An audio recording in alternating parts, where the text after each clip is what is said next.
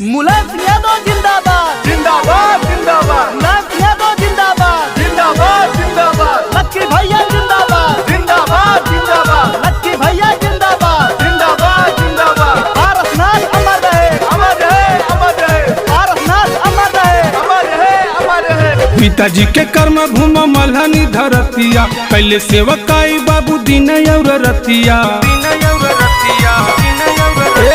पिताजी के कर्म भूम मल्हनी धरतिया पहले सेवकाई बाबू दिन और रतिया यही पर बलागल बाटे मनवा हमार चाही आशीष तोहार मल्हनी हमार हवे पूरा परिवार चाही आशीष तोहार।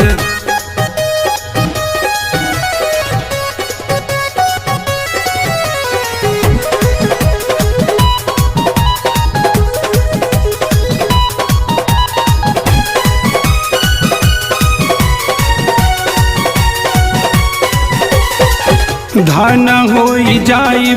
में चरण रज पाई के तन मन सेवा करब जन बीच जाय के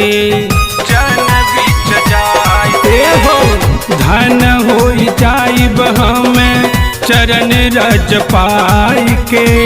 तन मन सेवा करब जन बीच जाय के बड़ी कृपा होई मिली सबके मदतिया पारस के पूत हम बताई सच बतिया बड़ी कृपा होई मिली सबके मदतिया पारस के पूत हम बताई सच बतिया शेरवा के सावक नाही होई है सियार चाही आशीष तुहार मल्हनी हमार हवे पूरा परिवार चाही आशीष तुहार।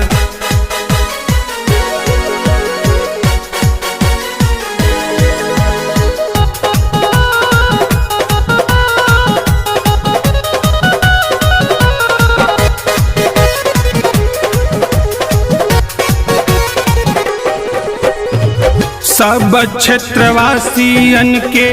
दिल में सम्मान बा आपके भरोसे हमरा आन बान शान बा हो सब क्षेत्रवासियन के दिल में सम्मान बा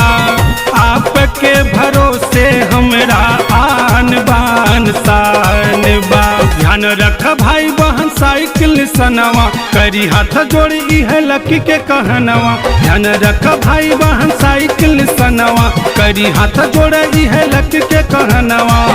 धर्म राज सुदामा के बा प्रीतिया अपार चाही आशीष तुहार मल्हनी हमार हवे पूरा परिवार चाही आशीष